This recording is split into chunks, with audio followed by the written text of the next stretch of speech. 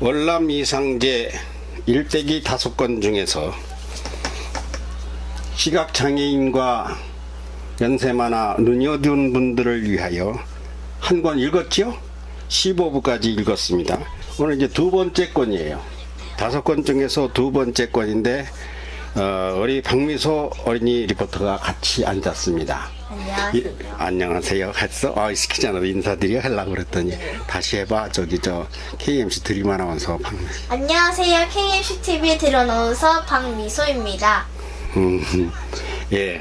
원래 이게 어린이들이 읽으면 좋은데 너무 빨라요. 몇 학년이요? 4학년이요. 4학년이지. 이게 중학교 2학년은 돼야. 그래. 이건 뭐야? 우리 지금 영상. 제가 여기 딱 독립기념관 독립기념관 작년에 갔던 겨울에 눈 왔을 때. 네, 신규가 처음 왔을 때. 이게 소리가 너무 크다고 네. 그렇게 이제 시청자들이 말을 해서 네. 이 소리 때문에 할아버지 읽는 게 안 들린다. 안 들리는 게 아니라 헷갈리는데 중심이 자꾸 잘 안 들린다. 그래서 이거를 최대한 줄여놓은 거. 이건 배경 화면으로 이제 시각이 눈이 좋으신 분들은 보시라고. 그럼 오늘 몇 권? 몇 권? 2권. 2권인데 미소 이거 읽었어? 틀리면은 제가 모르는 단어도 있긴 있으니까 그때는 할아버지한테 물어보고 틀려도 봐주셔야죠. 모르는 나라가 너무 많지. 근데 이 모르는 거는 네. 앞으로 이제 반드시 배우게 될 한국사들이라. 네. 그러니까 할아버지가 읽을 때는 너는 어떻게 할까? 눈으로 하품 하나? 하품하고 손장난하고 그러면 안 되지? 네. 이게 박미소가 읽는 훈련을 지금 하는 중인데 네. 할아버지가 읽을 때는 박미소가 읽는다는 마음으로 띄어읽기, 억양, 고저 그리고 속도 네. 이런 거를 내가 읽으면 어떻게 했나 하면서 배우는 거야. 근데 할아버지 그 대신 질문이 있는데요. 제가 하다가 틀리면 어떻게 해요? 틀리면 뭐 네 실력이 그만큼밖에 안 되니까. 제가 오늘 아침에 좀 일찍 일어났어요. 그래서 그거는 틀리는 거하고는 목소리. 아니 그게 아니라 목소리 때문에. 목소리 때문에. 네. 그럼 읽어주십시오. 그러면은 오늘 1부를 먼저 읽을 건데 1부가 이제 이게 몇 분짜리야? 이게요? 1시간 25분 6초. 그러면 이거 이제 1시간까지는 안 걸리겠지. 이게 아마 이게 50분이면 읽을 수 있을라나 모르겠어. 50분 정도. 오늘은 몇 부까지 읽으실 건가요? 2부까지 오늘 읽으려고 그러는데 모르지 그렇게 읽으려나. 네. 그러면은 이제 2권 시작하겠습니다. 병상에 계신 환우 여러분들 들으시고 독서의 계절 가을에 좋은 책 한 권 제가 쓰고 읽는 거지만 책이 괜찮아요. 한국 근대사. 제가 한 번 읽고 박미소가 한 번 읽고 이렇게 하겠습니다. 그럼 먼저 서문은 제가 읽겠습니다. 저는 시력이 나쁘고 박미소는 단어에 어둡고 박미소가 이게 자기가 읽는다는 눈으로 계속 따라와야 돼. 네. 제2권 서문. 조선 22대 정조의 개혁 정책은 임금이 승하한 후 집권한 정순 황후로 인해 멈추고 만다. 순조, 헌종, 철종 임금 시대로 내려오면서 안동김씨 세도 정치가 출현했기 때문이다. 대원군으로 이루어진 쇄국 정치는 세계화 시대가 열린 서양 신문물 수용의 주변국들, 즉 일본, 청국, 아라사보다 30여 년이나 밀려나 개화의 적기를 놓친다. 고종과 명성황후가 일본이나 청국으로부터 왕권 존립까지 위협받는 현실 타개를 위해 개화의 새 문화를 받아들여 국권을 강하게 하고자 하나 여의치가 않다. 국력이 쇠퇴하는 현실을 벗어나고자 오매불망 국력 신장을 위해 각고의 노력을 기울여 왔던 월남 이상제. 드디어 세계화의 물꼬를 트는 해외 순방에 나서는 실상이 역사적 근거 자료를 바탕으로 제2권에서 펼쳐진다. 첫 해외 등장은 1881년 조선선비 시찰단 신사유람단이라는 이름으로 일본에 건너가 한국사 전환의 견인차를 이루게 된다. 독자 여러분은 본 제2권에서 이 여정에 직접 참여할 것이다. 하지만 이는 일본과 미국이 미일 수요 조약을 체결한 1954년 이후 27년이나 뒤처진 등정의 길이었다. 제2권은 한국사에서 중요한 역사의 주요 실체를 다루게 된다. 내용의 근간은 죽천 박정양의 종환일기이다. 이는 박정양의 친필 유고문으로 당시 한문으로 기록된 종환일기 전 6권은 신사 유람단으로 출발하여 돌아온 전 과정을 담고 있으며 5년 후 1887년 주미공사로 다녀온 여정까지를 일기 형식을 빌려 하루도 빠짐없이 세심하게 기록한 책이기도 하다. 대한민국은 이제라도 이 고귀한 자료 종환일기를 국보로 지정해야 마땅하다고 본다. 외기장각 도서 귀환과 의궤를 반기고 국보 지정을 검토하는 오늘날 종환일기에도 주목해야 한다고 본다. 월남은 5년 후인 1887년 주미 조선 전권 대사를 역임한 박정양과 동행하여 미국으로까지 진출하게 된다. 마침내 조미 첫 외교의 새 물꼬를 틀 수 있었다. 필자는 전호곤의 서문을 4년여가 지난 지금 수정 보완하고 있다. 특히 출판을 앞두고 최종 송고가 입백하여 미국의 수도 워싱턴에서 이 서문을 다듬고 있는 중이다. 워싱턴은 조선에서 당시 화성돈이라 불렀다. 워싱턴뿐 아니라 현재 미 전역의 제2동포는 300만여 명에 이른다. 당시 월남 선생은 오늘의 300만 제2동포의 첫 발을 떼고 천문을 연 인물이다. 스승 박정양이 신사유람단 단장으로 또 주미 첫 조선공사로 선봉에 설 무렵 월남 선생 역시 네 번째 스승 박정양을 모시고 일심으로 역사의 새 장을 펼친다. 국제화 시대를 사는 오늘의 지식인과 대한민국 역사 앞에 월남 선생의 출중한 선각자적 면모가 이 책을 통해 밝혀질 수 있다면 필자에게는 더 없는 보람이다.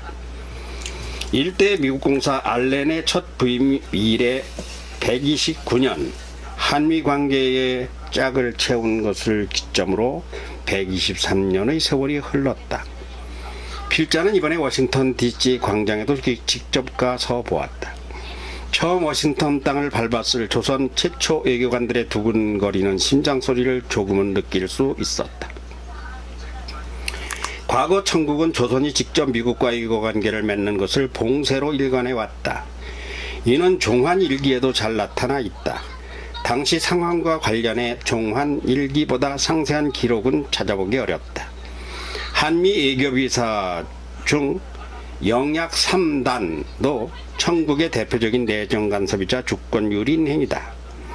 월남 이상재 선생은 당시 글로버 클리브랜트 미 대통령 시절 백악관의 아그레망을 전하고 고종임금의 임명장 봉정식을 마친 후 워싱턴 광장에서 덩실덩실 춤을 추었다. 이날의 이와 같은 역사의 첫 페이지가 오늘의 한미관계의 초석을 이룬 것이다. 필자도 바로 그 땅에서 희열과 감동을 맛보았다. 세세히 들여다보면 당시 조선에서는 영어를 할 줄 아는 사람이 없었다. 따라서 분명 외교활동 과정에서 협상이 만만치 않았을 것이고 각종 에피소드들이 적지 않았을 터이니 오늘날 재미동포와 역사 교육가들도 관심을 가져볼 만하다. 역사 하면 되게 딱딱하고 고리타분하게 느낄지 모르나 월남 선생은 유머와 해학의 달인으로도 알려져 있다. 그러면서도 올곧은 민족사랑과 애국충정을 불태우신 분이니 독자들로 하여금 교훈과 재미 모두를 느낄 수 있도록 필자는 혼신을 기울였다. 부족한 부분은 점차 채워질 것이고 후대들의 더 유익한 저수를 기대해 본다. 독자들은 이 책을 통해 월남 이상재 선생의 일생 일대기를 만날 것이다. 당대의 가족사는 물론 더불어 시대상도 적나라하게 드러날 것이다. 특히 가난과 싸우는 고향 한산의 모습, 또 월남의 부인과 자식, 그리고 부모, 아울러 당시의 궁궐과 벼슬아치들의 동정 등 어느 한 곳에 심한 주의를 기울이지 않은 곳이 없다. 워싱턴 새벽 하늘에 여명이 밝아온다. 월남 선생을 추적하고 미국이 누리는 오늘날의 번영, 그 기초를 찾아 필자는 이곳까지 왔다. 부디 필자의 같은 노력이 민족 정기를 일깨우고 세계 일의 우러름을 받는 정신문화 창달에 조금이라도 기여할 수 있기를 바란다면 지나친 욕심일까? 독자 여러분의 평가를 겸허히 기다린다. 2011년 7월 제2권 서문을 수정하며 천광노.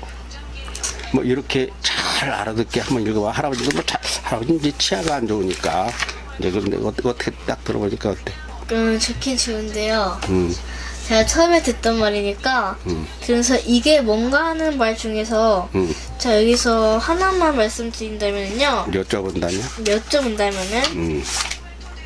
이게 주면은요 여러 가지 막 여기 중에 할아버지 무슨 법권하고 그런 게 아빠가 읽으실 때도 소리내서 읽으실 때도 그런 게 많더라고요. 근데 여기서도 하나 나온 게 있었는데 주미 조선 정권 대사가 뭐예요? 주는 머무른다거나 주차장 할 때 주자예요. 그러니까 주미면 미국에 머무는, 조선은 우리나라 이름이고 전체 권한을 가진 대사, 홍보대사 하는 식으로. 예, 그러면 이제 박미소가 제1부 큰 제목 월남과 그때 그 시절 요 일부를 이제 작은 제목 한번 읽어봐. 우선 작은 제목. 작은 제목이요?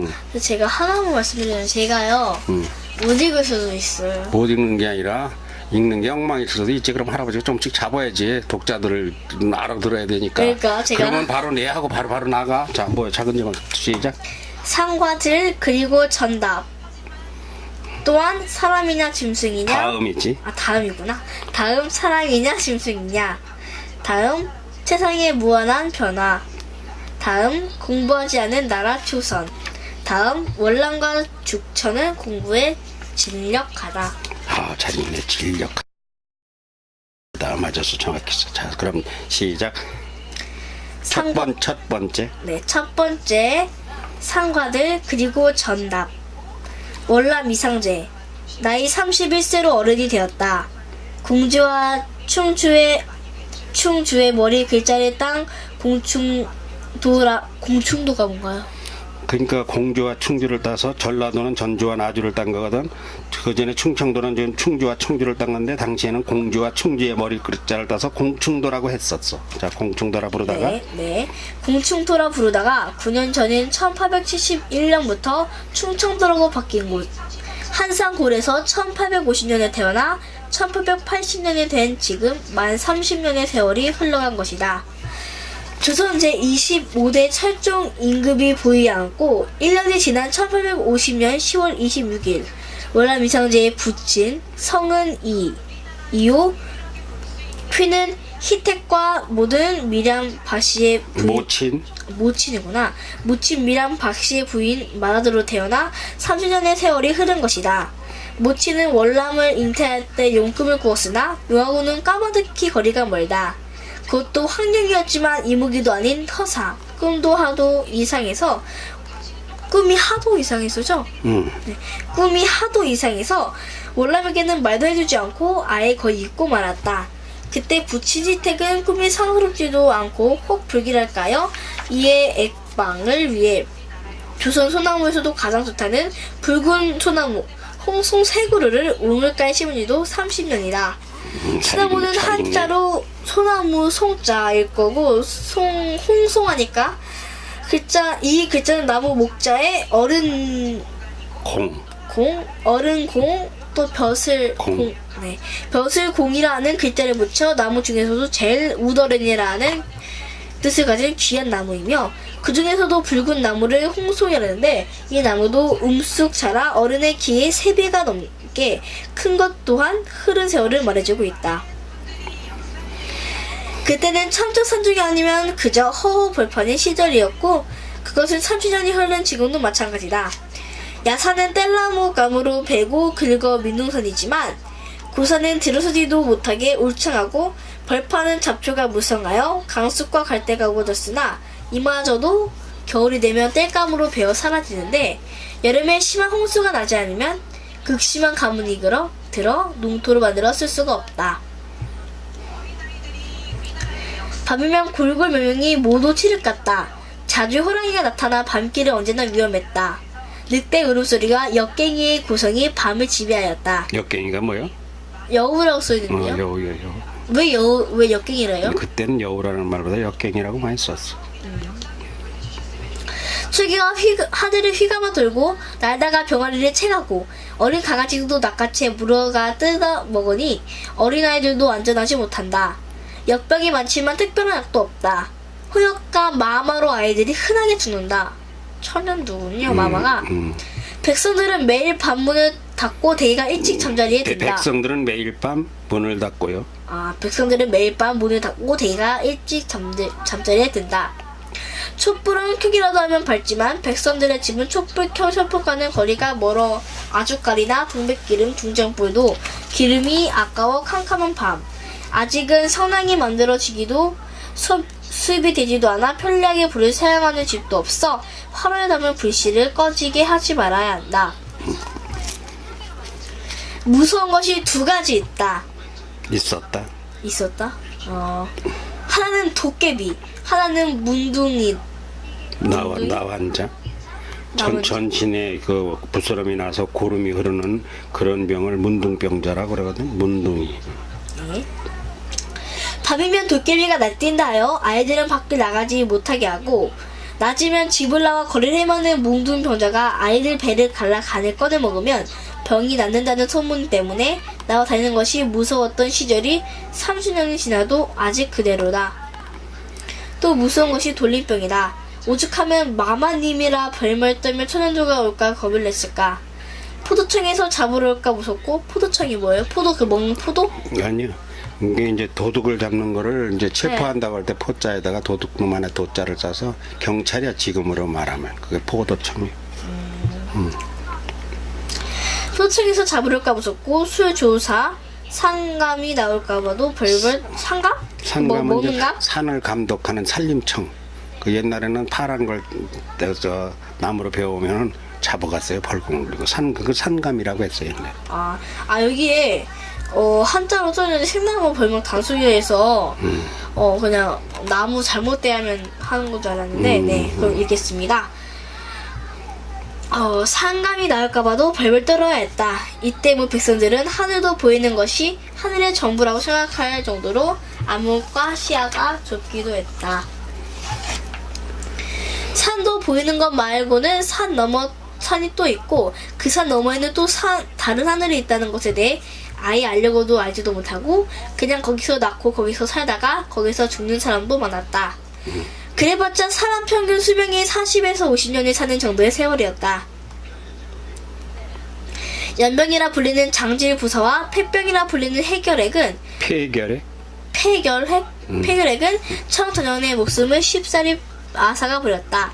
어려서는 홍역과 마마로, 중년에는 폐병으로, 늙어서는 해수병으로.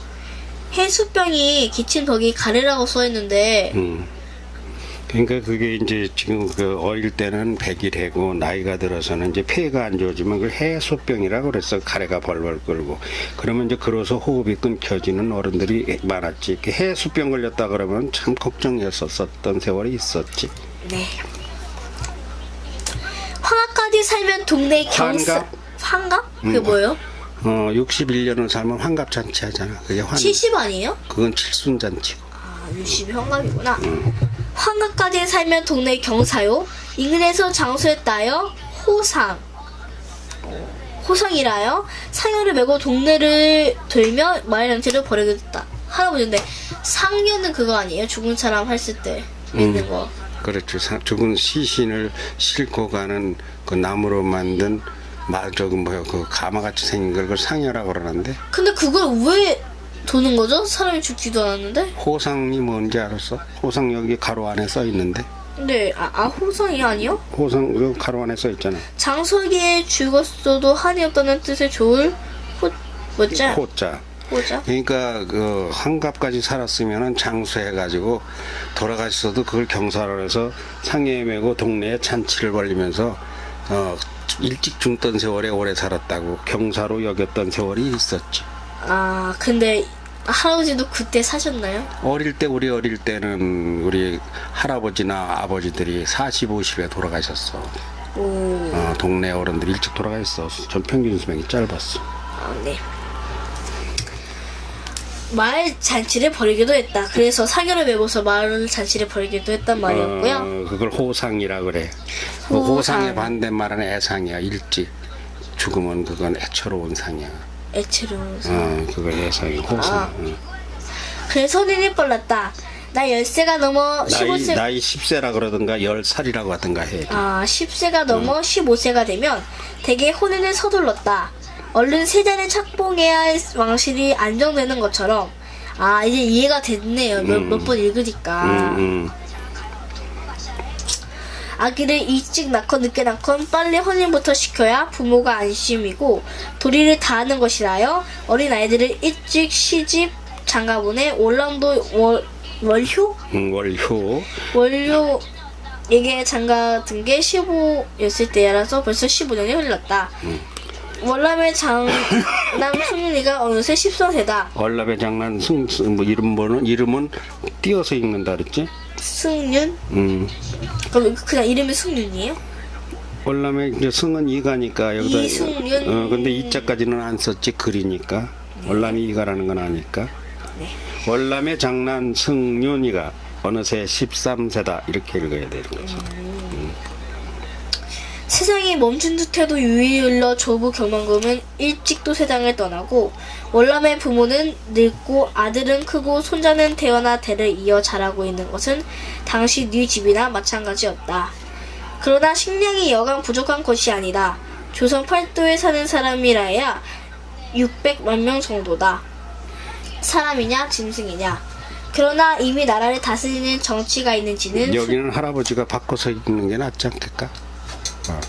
네가 이제 할아버지가 읽는 걸 보면서 할아버지는 이제 이가 안 좋으니까 치아가 틀리니까 발음이 나쁘지만 읽는 억양이나 속도나 어디서 떼는 거나 이런 거는 너도 눈으로 맞추면서 그걸 보면은 책을 읽는다고 하는 것은 내가 읽는 것은 그냥 독서야 집에서. 그런데 이거는 네. 읽어주기 프로젝트란 말이야.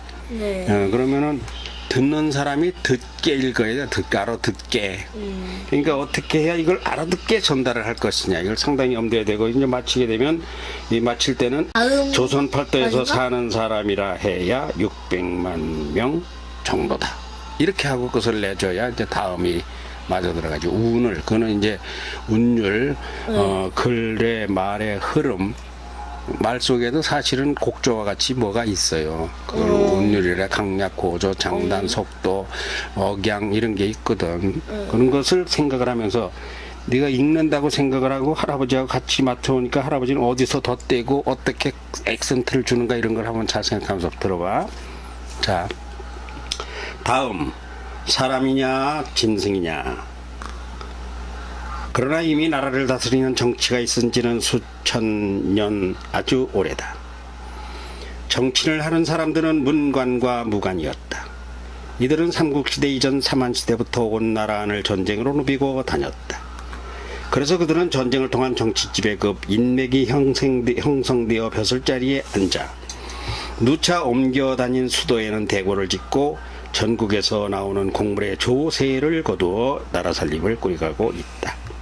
먼 옛날 그때 각 고을에는 전쟁할 때 공을 세운 장군에 의해 공군의 정도에 따라 땅을 분배 방백과 수령으로 앉혀 그들로 하여금 백성들의 땅과 생명을 지키는 일을 대신하도록 해왔다.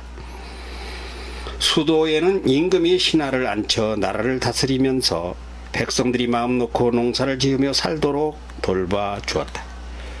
월남은 이와 같은 나란 일에 참여하고자 하였는데 전쟁기가 아니었으므로 공부를 하여 임금의 신하로 나란 일을 하고 싶어 수학의 길로 들어와 31년간 줄곧 공부에만 몰두해온 것이다.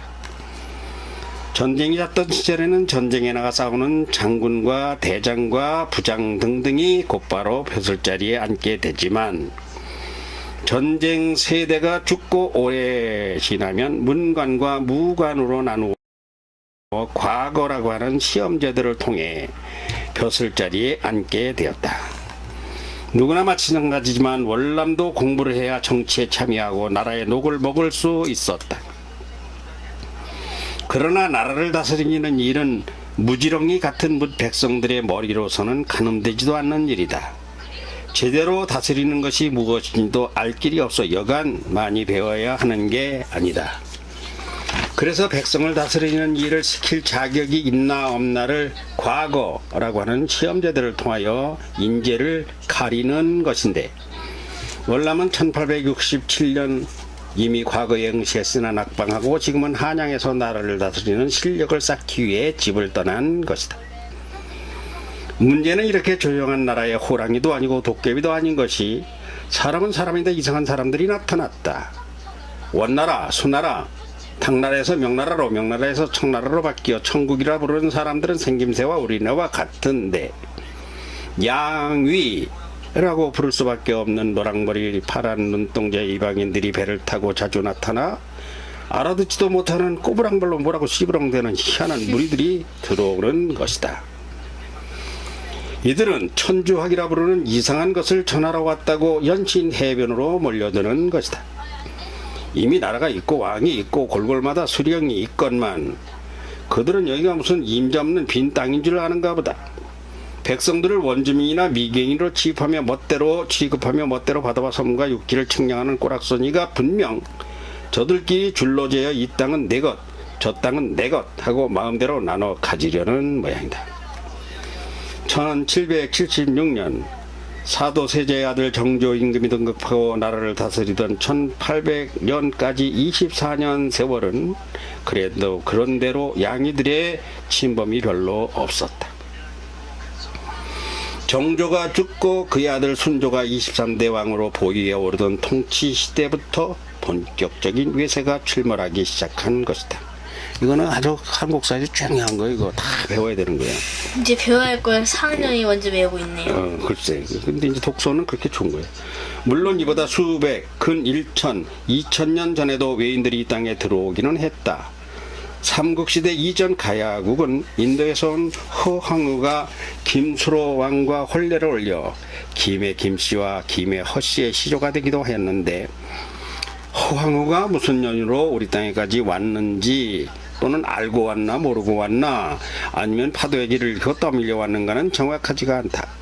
다만 엄청난 보물선과 함께 이 땅에 왔다는 것이며 매우 청명 영명하여 나라를 세우는데 특출한 예지가 있었다는 사실은 분명하고, 필리핀 비율빈이나 대만 심지어는 서유럽 구라파에서 완전히 낯선 이방인이 난파선의 목숨을 부지하고 이 땅에 정착한 역사적 사실들은 삼국시대나 고려, 조선 초중반기까지 역사적 고증 자료는 불충분할 만큼 다반사로 있었던 것이 사실이다.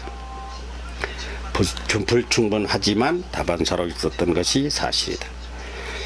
그러나 천주학을 말하는 저들은 특정 목적을 가지고 일부러 한반도에 오기 시작한 것은 순조임금 시대부터 빈발하게 나타나게 되었고, 그들은 콜럼버스가 미 대륙을 탐험하는 것과는 성격이 다르나 그 비슷한 의도를 가지고 단단히 맘먹고 이것에 오면 조선반도가 있다는 것을 알고 의도적으로 들어오는, 즉 경우가 불가항력으로 오는 게 아닌 그런 일이 비일비재 일어난 것이다. 그들은 이미 지도를 들고 다닌다. 부족한 것은 보충에 그려놓고 어디 가면 어떤 문화와 인류와 문명 그리고 자원이 있으며 삶의 가치가 있는 지역이라도 있는가 하여 찾아다니는 길에 이 땅에 들어오는 것이다. 더불어 또 하나의 분명한 목적이 있었다. 천주교와 기독교 문화에서 사는 그들은 성경에서 명령하여 이르기를 너희는 만천하에 다니며 복음을 전파하라고 하는 전도자의 사명을 따라서 오는 경우다. 사도 바울은 지구를 반바퀴나 도는 1, 2차 전도 여행을 걸어서 다녔다는 기록이 성경에 있다. 때로는 지중해를 건너가기 위해 배를 타고 가다 죽을 고비를 넘겼다는 기록도 있다. 그러므로 서양인들이 이 땅에 온 것은 예수님의 명령을 따라 하나님을 전파하기 위한 복음 전도의 발걸음이며 그들에게 명령한 목숨보다 소중한 전도 여행의 길이기도 하였다. 하지만 조정을 비롯한 왕실에서는 7색 8색 펄쩍 뛴 것이다. 나룻배실에 거대한 목조 군함을 타고 때로는 철선을 타고 오기도 하여 위협을 느낄 수밖에 없었다. 혹 그들의 말, 애국어를 할 줄 안다는 사람들, 또는 그들 쪽에서 어찌 배웠는지 우리말을 아는 사람들을 태워와서 어려운 소통을 해보았다. 말을 들어보니까 주 예수를 믿으라. 그리하면 너와 네 집이 구원을 얻으리라. 라고 하는 기독교의 명령을 따라왔다는 것이고, 누구든지 예수를 믿는 자는 하나님의 아들이라 칭함을 받는다. 라고 하는 구원의 복음을 전하기 위해 왔다고 하여 좀 더 자세히 빠져들어 보았더니 양반이나 상놈이나 왕이나 정승이나 모두 다 하나님의 아들이라는 것이며, 엄연히 임금이 계시는 나라에 와서 만왕의 왕이신 예수를 전한다고 하는 헛소리를 해대면서 하늘에 또 한 분의 임금이 계시는데 그분이 하나님이시며 하나님은 이 땅의 모든 왕 중에 왕이라고 씨부렁대는 것이니 그 참 기가 막힐 일이다. 이 자들이 전부 미친놈들 아니냐? 이로써 조정과 서양인들과의 마찰이 시작되고 퇴강명령을 내리고 대포를 쏘고 불을 지르며 그들을 몰아내려 하다 보니 그로 인해 수말리 길 목숨을 걸고 온 선교사들이 죽는 일이 비일비재하게 일어나게 된 것이다. 여기에 가장 민감하고 과격하게 대처한 사람은 고종임금 옹립 초 섭정 당시 고정에 붙인 대원군 이하응이었다. 그는 1866년부터 1872년 월남의 나이 17세에서 23세가 되는 6년 동안 수십 차례에 걸쳐 이렇게 밀려오는 족족 서양 천주교인들을 무려 8,000명이나 죽여버렸다는 기록이 있어. 그 8,000명 가운데는 천주교 신부도 9명이 포함되었다. 그러니 무고하게 사람을 죽인 조선에 대해 상대국이 가만히 있을 리 있겠는가? 이건 우리가 생각해봐도 잘못된 일이다. 그래서 그들은 사과를 요구하고 예수를 믿고 통상우호조약을 체결하자고 하다가 거부하니까 신미양요, 병인양요라고 하는 등등의 한판 전쟁을 일으키기도 했다. 이런 일은 24대 순조임금 재임 시에도 우가착통법을 발동, 천주교인을 발본세곤하여 수만 명을 죽였다는 것은 제1권에서도 쓴 바 있다. 조선 후기 구한말 직전에 우리나라는 이와 같은 서양인들 출몰이 왕실의 가장 큰 골칫거리였다. 왔다 하면 왕실과 부딪혀 인명피해가 났다. 아직껏 듣도 못한 참으로 기이한 현상이 벌어지는 것이다. 물론 그간 수많은 의침이 백성과 왕실을 괴롭게 했던 일은 생생하게 기억하여 잘 알고 있다. 멀리 삼국시대로 가면 신라 백제 고구려라고 하는 같은 민족 간 우리 땅에서의 전쟁이 있었고, 고려시대에는 후당, 후한, 거란, 여진 등의 침공이 수백 해나 거듭되기도 했으며, 조선시대에도 명나라, 청나라 그리고 외나라, 일본의 침입이 부지기수로 일어났던 것은 생생하게 기억하고 있다. 그 경우와 이 경우는 달라도 너무 다르다. 청나라, 명나라, 당나라, 외나라 등은 인근 나라에서 잘 아는 적대국이자 말과 글이 통하고 생김새도 비슷해서 전쟁이라면 즉각 전쟁으로 맞싸우거나 방책을 세우고 나가면 되는 일인데, 서양에서 오는 노랑머리들은 도대체 전쟁도 아니고 평화도 아니고 말도 낯설고 어디서 왔는지 종족도 모르는 곳에서 와서는 느닷없이 말도 안 되는 말로 어쩌자는 것이 도통할 수가 없으니 조정이나 왕실이나 도무지 헛갈기, 바닥을 잡기도 어려워 큰 골칫거리가 되고 있다. 동에서 번쩍, 서에서 번쩍, 남에서 번쩍, 도무지 올 때마다 나라 이름도 다 틀린다. 18이 때처럼 왜 우리 땅에 와서 뭘 어쩌자는 것일까, 귀찮다. 그러나 때로는 그들을 융성하게 대접하기도 했던 나라가 우리다. 닭 1,000마리에 막걸리 100통을 주면서 우리는 예수가 필요치 않으니 조용히 물러가시란다. 단 먼 길에 시장할 터이니 욕이나 하고 가라 하시는 임금님의 명령이시다. 라는 기록은 여러 곳에서 볼 수가 있으나, 그보다는 대개 박터지게 싸우고 쫓겨나고 불태우는 충돌이 더 많았다. 할아버지, 저 여기서 있는데 여기서 우리가 그럼 미국하고 싸웠다는 이야기예요? 처음에는 미국이 오니까 우리가 이해를 못하지. 말도 안 통하는 사람들이 그럼 와가지고. 진짜 닭 1,000마리. 첫째는 말이 안 통하잖아. 네, 그리고 둘째는 닭 1,000마리하고 막걸리 100통을 줬다는 게 진짠가요? 우리나라 사람들이 그래도 뭔가 저놈들 그리고 먼 길 왔으니까 먹고 나가라고. 난 그 필요 없다. 그 필요 없으니까 예수 필요 없으니까. 그리고 말 못 알아들으니까. 필요는 없대. 여기까지 먼 길 오느라 수고했으니까 이것 좀 먹고 요긴하고 가라. 그래, 그 유명한 일이야. 그 조선왕조실록에도 그게 있어. 어머나. 그게 그런 일이 있어. 근데 이 책을 읽을 때 어려운 말은 똑똑똑 읽고 쉬운 말은 그냥 딱 읽어줘야 돼.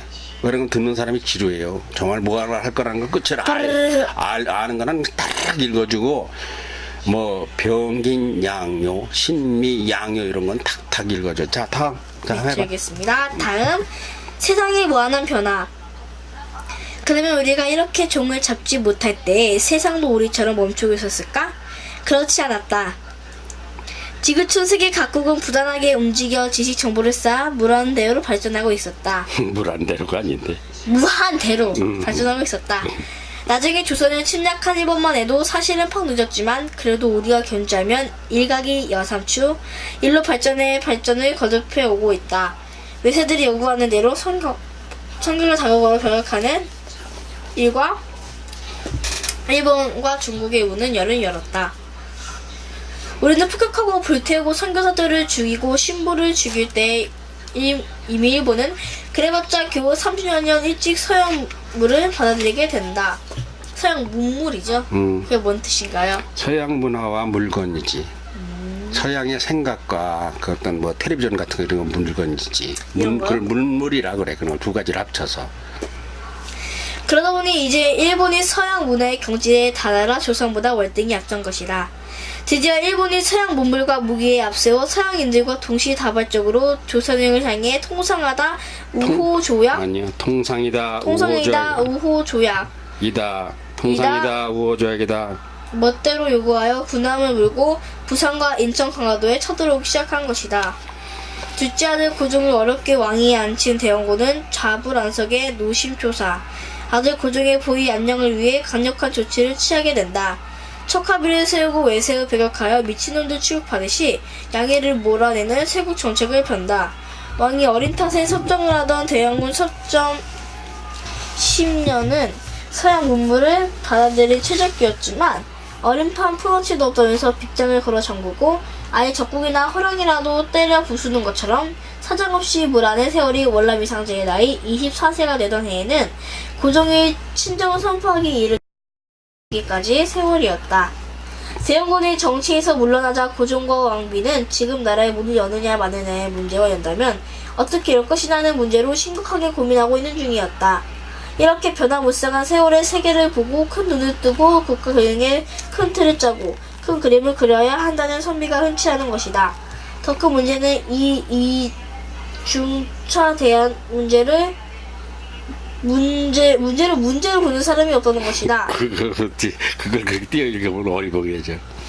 이 중차대한 문제를 문제로 보는 사람이 없다는 것이다. 문제 하나 빼셨어. 아, 맞네. 맞아. 이뿐만이 아니라 만약에 그들과 화친하자고 했다가는 살아나기 어려울 것이 실상이었다. 외놈들이랑 우리가 전해주는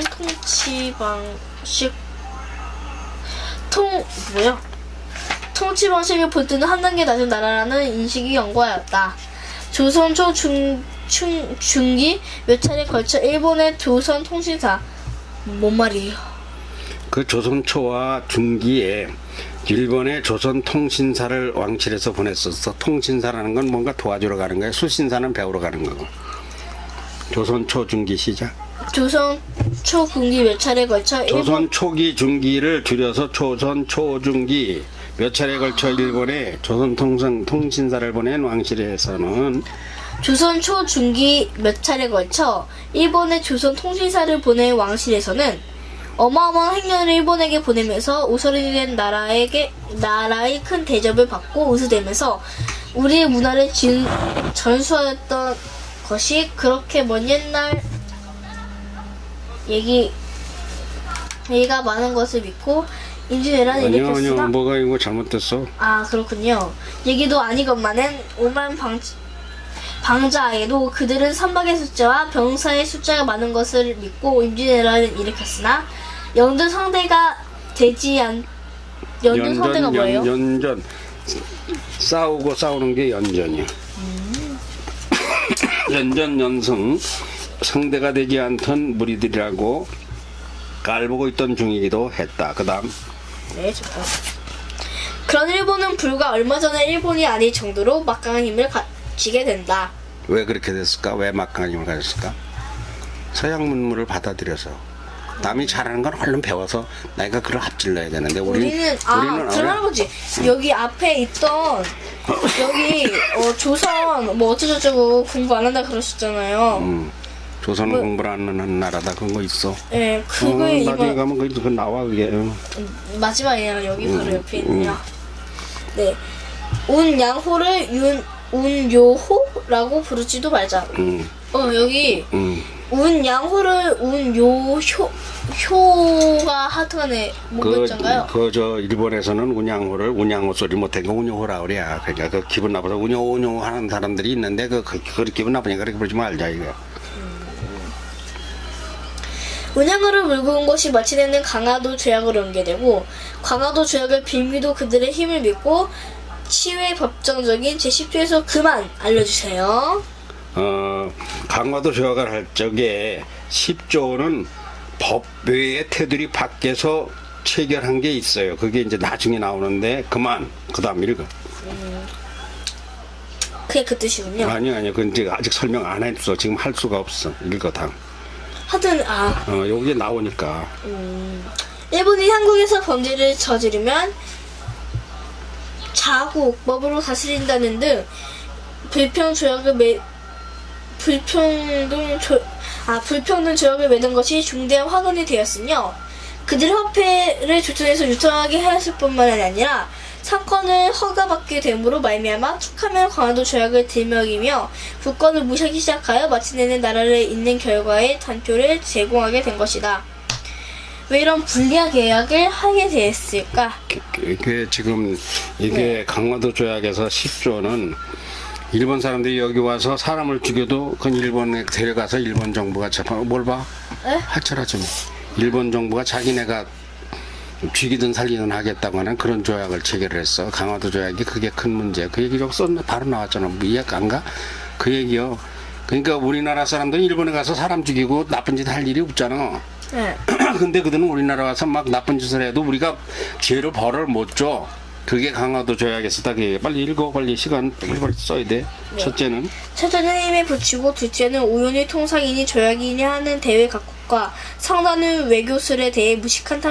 그래. 이런 경험이 없다 보니 글자 의미를 제대로 해석하지도 못할 정도로 조선은 도대체 무식한 나라였던 것이다. 외교에 대해서 모르니까. 몰라요 아예? 아니 몰라. 우리는 틀어막고 있었으니까. 일본은 받아들였고 세계를. 자연히 고종 임금의 머리는 깨질 정도다. 힘은 약하고 붙인 대영군 추종자는 극세하여 기세가 꺾이지도 않고 다시금 쇠국이냐 개국이냐의 문제를 가지고 얼마나 고통스러운 시간을 보냈는지 알지도 못하여 고종에 무능하게 보는 역사학자들의 견해가 뭔가요? 고종예라고 하니까 그리 안 되는 거예요. 고종을 무능하게 보는 역사학자들의 보고 생각하는 걸 견해라 그래. 학자들의 견해가 가슴 아프게 그지. 고종을 무능하게 보는 역사학자들의 견해가 마음 아프기 그지없다. 이것은 고종이 뿌린 씨앗이 아니라 23대 순종, 24대 현종, 25대 떼어 거긴 떼야 돼. 그렇게 읽으면 그건 못 알아봐. 23대 순종, 24대 현종. 아니요. 순종도 아니고. 순종. 24 할아버지가 읽으면 이래요. 이것은 고종이 뿌린 씨앗이 아니라 23대 순조, 24대 헌종, 25대 철종, 붙인 대원군에 이르는 사이에 뿌려진 악의 씨앗이 이 시기에 발화되는 것이라고 보아야 옳다. 이렇게 읽어야지. 그 띠수 저기 있잖아. 반점이. 그거 다시 해봐. 이것은 고종이 뿌린 씨앗이 아니라 23대 순조, 24대 헌종, 25대 철종, 붙인 대원군에 이르는 사이에 뿌려진 악의 씨앗이 이 시기에 받아낸 것이라고 보아야 옳다. 뭐 된 것이라고? 차리고 발아된 것이라고. 발화된 것이라고 보아야 옳다. 오래전 때는 이미 1860년 오래전 점 있잖아. 점. 오래전 느린 게 없으면 빠른 게 소용이 없고 빠른 게 있으면 느린 게 꼭 있어야 돼. 오래전 때는 이미 1868년 프랑스는 신호범을 통과시켰다. 미국은 1869년에는 이미 미 대륙을 가로지는 횡단철도가 개통되었으며 같은 해 이미 컴퓨터의 원조가 되는 타자기를 개발하였었고 1876년 즉 우리가 일본과 평자수 조약을 맺던 병자수 조약을 맺던 해에는 미국에서 전화기가 발명되어 실용화에 접어들어 가고 있다. 일본은 1871년 도쿄와 오사카 간 우편 업무가 개시되었고 천국과 일본은 수 조약을 체결하기도 했다. 잠깐 그 말이 못 알아듣는 말이야. 그렇게 일본은 1872년에는 도쿄와 오사카 간 우편 업무가 개시되었고 그게 이미 우체부가 왔다 갔다 한다는 얘기. 지금으로 말하는 스마트폰이야. 그거 잘 읽어줘야 알아들어요. 1875년에는 거기서부터 시작. 그러면 하겠습니다. 1876년 즉 우리가 일본과 병자수 조약을 맺던 해에는 미국에서 전화기가 발명되어 실용화에 접어들어가고 있다. 있었다. 일본은 1871년 도쿄와 오사카 간 우편 업무가 개시되었고 천국과 일본은 수 조약을 체결하기도 했다. 1875년에는 에도에서 도쿄로 개칭한 도쿄, 오키하마 간의 일본 첫 철도가 개통되기도 했다. 1877년에다 에디슨은 현대판 TV의 어머니라고 할 추궁기를 발명하였다. 우리는 우물안 개구리처럼 비좁은 해양만 치고 있는데 세상은 기하급수적으로 놀라운 발전을 거듭하고 있는 가운데서 일본은 재빨리 이 모든 문명의 이기들을 받아들이기에 여념이 없었던 것이다. 그러니까 공부하지 않고 다른 사람들이 마이크도 만들고 텔레비전도 만들고 그러는데 우리는 맨날 지게작대만 두드리고 공장을 맹자하고 권력 싸움만 하고 그때 이미 전기도 발명되었고 지금으로 말하면 우체국도 생기고 철도도 개통되고 세계는 이렇게 발전하는데 우리는 지금 어떻게 하고 있어? 쇄국 정치요. 쇄국은 쇄국이라는 건 걸쇠자야. 걸어 잠근다고. 쇄국? 나라를 걸어 잠근다고. 쇄국? 쇄국. 쇄국 정치. 쇄국 그러니까 그 쇄국이가 아니라 쇄가 아니야. 쇄국 정치. 자, 이거 읽을 때 밀어댈 때가 있고 천천히 가야 될 때가 있고 고저가 있고 다른 사람이 처음 듣는 말 같은 거는 딱 띄워줘 해줘야 돼. 왜냐면 하면 다 이 책을 쓴 사람만큼 모르잖아. 그러면 저게 뭔 소린가 검색이라도 하게 하려면은 똑바로 읽어줘야 된다 이거요. 영약 3단을 해가지고 이러면 못 알아듣어. 영약 3단을 체결하고 이렇게 해줘야. 네. 그래야 그 사람들이 영약 3단이 뭐지 하고 알아듣고 검색이라도 해보지, 그지? 네.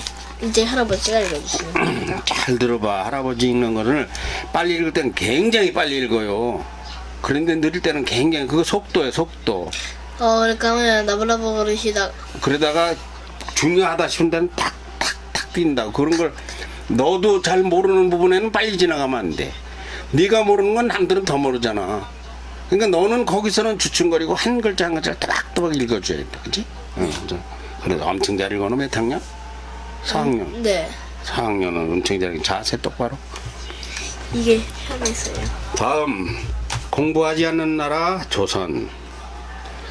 우리 조상은 외세라 하면 질겁을 하고 또 전쟁이 나는 것처럼 심한 알레르기 반응만 보였다. 때려 부수지 않으면 우리가 부서진다는 철저한 방어 사상은 그만 나라의 발전을 늦추고만 것이다. 보는 이 눈치뿐이었다. 대원군이냐 신정하고 조씨냐 아니면 고정이냐 명성하고 미씨냐 안동김씨가 어떻고 영민씨가 어떻고 누구를 따라가야 벼슬이 올라가고 목이 잘리지 않느냐로 권력의 눈치만 본 것이 전부다. 세종대왕의 집현전이나 정조임금의 규장각은 옛 얘기가 되고 말았다. 나라가 공부를 시키지도 않았고 당상관이나 당하관이나 공부할 꿈도 꾸지 않은 것이다.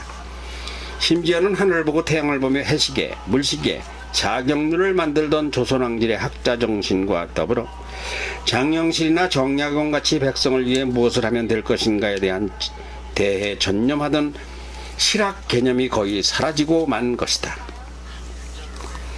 대원군은 경복궁 건설청 영건도감을 설치하고 거대한 대궐 중공공사의 소중한 에너지를 다 쓰고 말았다. 그를 기력으로 세상을 배우고 세계를 둘러보게 하도록 해외 도교함이나 세계 정세청 같은 것을 설치하고 세계를 향해 나가 견문을 넓히는 학자들을 양성에는 그런 의식이 없었다.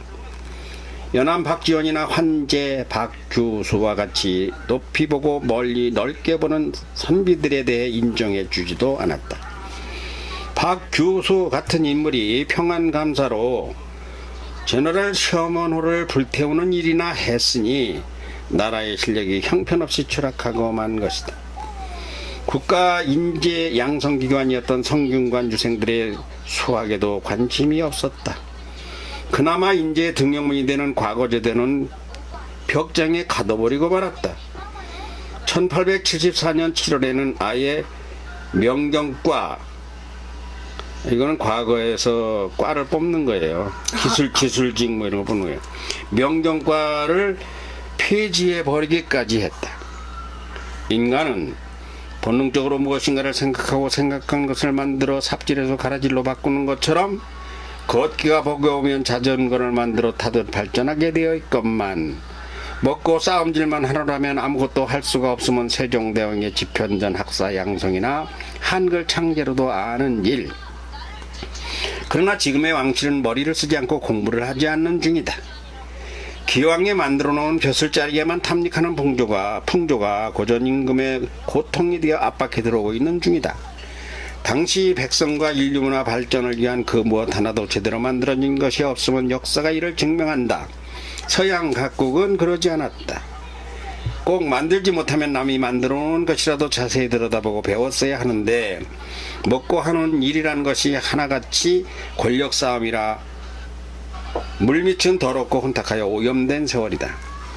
대원군의 열정은 대단하고도 아깝기 그지없는 경우다. 그 열정과 정열로 수정전을 학자들의 연구소로 만들었다면 좋았으련만 이미 학문의 방향을 잊어버렸다. 고종은 책을 볼 정신적 여유가 없다. 오히려 중전 민씨는 책을 읽는 편이다. 이 대원군의 형 이채응, 나중에 이게 영의증이 돼요. 이채응 같은 사람은, 이채응 같은 이가 책을 보고 공부를 하는 기록을 찾지 못하고 어느 누구도 언제나 후학을 길러 문물이나 실물 경제에 해박한 지식을 찾기 위해 노력한 증거가 일절 없다. 이것이 나라의 불행을 예고하고 있건만 얼씨구나 절씨구나 오로지 벼슬이나 높아지고 권력의 축이 자신에게 오느냐 마느냐에만 지대한 관심을 가질 뿐이었던 것이 고종을 에워싼 중신들이었다고 봐도 된다. 거금 약 5천억에서 1조 원대, 지금 돈으로 770만 냥을 모아 경복궁을 짓느라고 백성들의 고혈을 거둔 것은 마구 나무랄 수만은 없겠으나 그 중에 70만 냥이라도 인재 양성했었더라면 나라가 어찌 되었을까? 나라의 힘은 무엇이며 나라의 힘은 무력과 학력이라고 봐야 한다. 미국을 배우고 영국을 배우며 일본을 알고 천국을 파고들 중대한 시기에 공부께나 한다 하는 선비들은 걸핏하면 귀양, 유배가기 십상이고 선비들의 천재적 두뇌는 집권 세도가에게 하수인 종속되어 버렸다. 대원군은 정치가요, 고종은 왕이다. 대원군이나 고종에게 고도의 선진 지식을 제공하는 스승, 머리가 누구였던가? 한심한 일은 명성왕후 민자영만이 그래도 공부를 하여 고종에게 신선한 지식을 전달해 줄 정도였으니 어찌 왕비가 할 본분이라 할 것인가? 임금은 결정자다. 신하는 수정도는 실행자다. 학자가 선비요, 선비는 학문을 탐구하는 자다. 지금 미국은 어떻고 영국은 어떤 나라고, 일본의 변화는 무엇인가를 아무도 알지 못하는 아주까리 등잔불도 켜지 않는 칠흑의 밤과 같은 허송세월의 대궐에서 벼슬에만 관심을 기울이는 가장 큰 문제가 많은 세월이 흘러가는 것이다. 일일 생활권 고속화 시대에서 첨단 IT 시대로 가는 지금처럼 그때 세상도 급격한 격변의 세상이었다. 일본이 가진 소총에 비해 조선의 화승총은 장난감총이나 같아도 신직무기 개발이라고는 눈을 뜨고 찾아보아도 1874년대 겨우 무슨 포 하나를 만들었다는 것 말고는 눈이 빠져도 찾아볼 수가 없다. 환재 박규수만이 그해 운양은 사건이 나던 1874년 6월 대일본 경비 강화책을 라는 상소를 올리고 있을 뿐이다. 박규수 같은 성각자는 벼슬 자리에 앉힐 일이 아니다. 한지의 박교수는 당시 우의정이 자리에 있었는데 우의정이 아니라 신학문 연구청이라는 무엇을 만들어 거기에서 세계사를 가르치게 했어야 했다. 그래야만 적임자라고 본다만 나라가 무너지니까 누구도 귀를 열지도 않고 새 눈을 뜨지도 않는 것이다. 뭔가가 이해는 안 되지만 뭔가가 이해는 약간이 되는 큰 흐름이, 그러니까 이제 월남이 상제와 죽천 박정양 대감이 어떻게 공부하는가를 말하기 위해서 그때 상시를 그대로 쓴 거야. 그건 기록에 없으니까 이제 네. 우리나라는 이렇게 잡혀 먹히게 돼 있어. 이제 이렇게 공부를 하니까. 다음. 네, 다음은 제가 읽겠습니다. 다음, 월남과 축전은 공부에 진력하다. 왕실이 공부에 게으르기 때, 공부하기에 게으를 때, 자, 자리 좀 바꾸겠습니다. 죽전 박정양과 월남 이성재는 끝없이 후벼파고 오로지 공부에 빠져 있었다. 두 사람은 나라를 다스리는 임금의 훌륭한 신하가 된다는데 의기투합하여 동질성을 가진 것이다. 첫째도 공부요, 둘째도 공부며 대로는 신하가 되려면 제대로 배워 알아야 한다는데 어쩌면 두 사람의 생각이 그렇게도 같을 수가 있을까? 자주 죽천이 과제를 낸다. 반대로 월남도 과제를 제시하기도 한다. 임금의 1등 신하가 되는 길, 이런 종류의 주제를 가지고 대화하고 책을 찾아가는 것이다. 그러려면 임금이란 어떤 위치에 있는가를 보다 점진적 학문적으로 정립하여야 한다. 백성이란 무엇인가도 필요하다. 나라는 무엇인가도 알아야 한다. 왜 조세를 거둬야 하는지도 알아야 한다. 거둔 조세를 어떻게 써야 하는지도 알아야 한다. 단 그저 생각만 알면 안 되고 반드시 체계적인 학문의 기초를 다지고 그 토대 위에 논리를 갖춰야 한다. 무식함이 뒤통나지 말아야 한다. 임금이 듣고 고개를 끄덕이고 다른 대신들이 들어도 꼼짝도 못하는 지식을 갖춰야 한다. 거둔 조세는 어디에 1순위를 두어야 하는가도 정해야 한다. 순위에도 적당한 논리가 있어야 한다. 정당한 논리가 있어야 한다. 억지가 아닌 논리가 맞아야 한다. 나라 운영의 정당성을 확보해야 한다. 잘하나 못하나의 분석도 해야 한다. 그러려면 다른 나라도 알아야 한다. 도대체 하늘 아래 조선과 같은 나라는 얼마나 되는지도 알아야 한다. 고작 일본, 중국, 러시아 정도만 알아서는 안 된다. 미국 배가 왔으면 미국을 알아야 하고 영국, 프랑스 정도만 알아서도 안 된다. 세계에는 얼마나 많은 나라들이 있는지도 알아야 한다. 땅덩어리는 각각 나라별로 어떻게 생겼는지도 알아야 한다. 나라의 1년 수출이 얼마나 되는가도 알아야 한다. 수출의 몇 할, 몇 푼, 몇 일을 어떤 방법으로 공정하게 조세를 거두어야 하는지도 알아야 한다. 거둔 조세를 가지고 군사를 몇이나 둘 것이고 1년간 먹이고 무기를 만들고 군복을 입히고 채우려면 얼마나 써야 하는지도 알아야 한다. 아마 알았을 거고 당연히 자료를 가져왔을 것이다. 가졌을 것이다. 그러나 운영에 허점이 있나 없나도 제대로 챙겨야 한다. 그저 주먹구구로 알면 안 된다. 정확한 통계는 어떻게 만들어 하는가도 알아야 한다. 국민의 의식을 깨우는 국민교육에 새로운 시대로 갈 연구도 필요하다. 서양에서는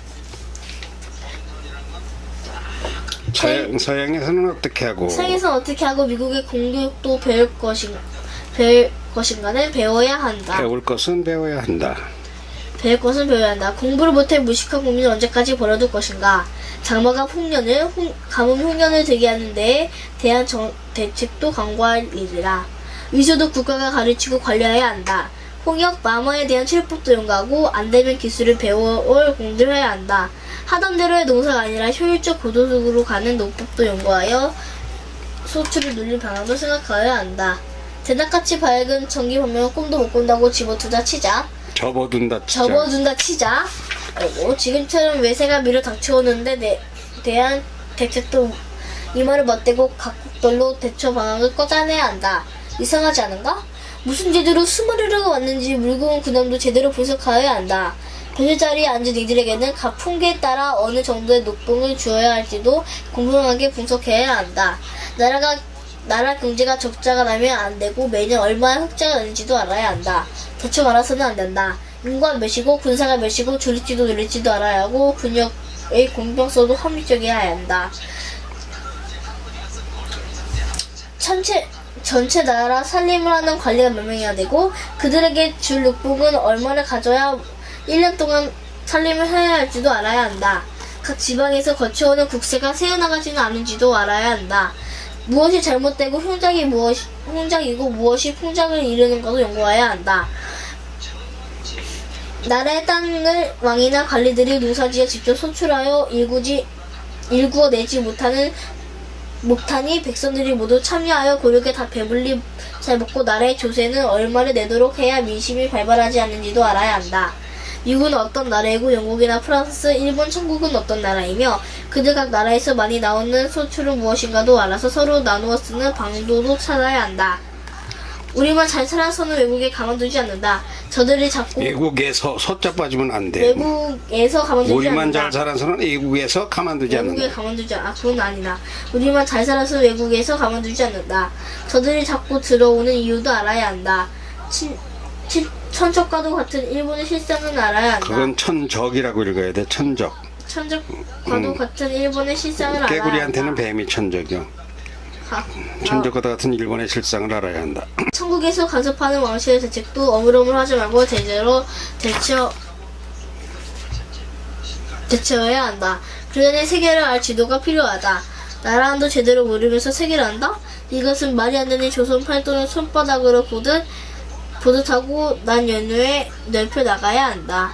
월남과 죽전은 이와 같이 산적한 나라 실상을 꿰뚫어보는 눈으로 그의 대응할 과제를 찾아배우고 토라는 일에 여념이 없겠다.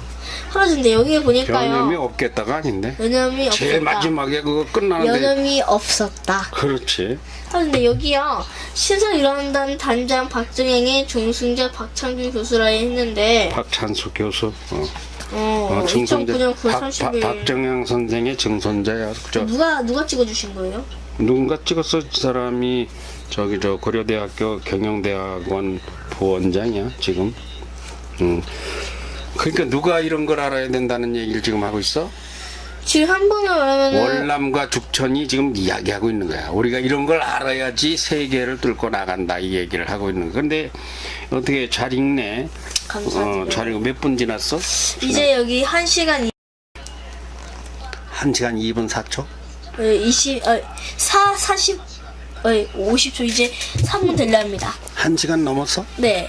그럼 인사하고 다음 2부에서 뵙겠습니다 하고 누구 대상이라고 소개를 해봐. 2%가 누구 대상이야?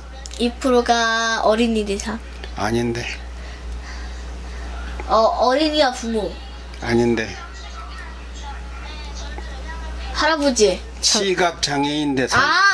할아버지. 그리고 저 눈이 네. 어두운 할아버지 할머니 대상. 또 병실에 있는 환자들 대상. 책 읽어주기. 할아버지. 응. 그러면요. 이런 거를 얼른 끝내야 돼. 왜요?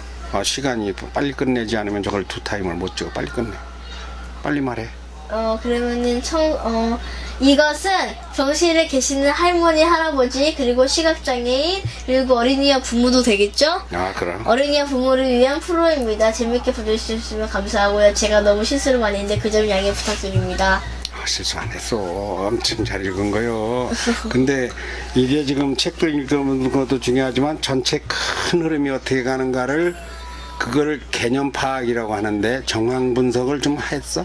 뭐? 정황 분석이라고 하는데 전체 개황 분석을 좀 했어?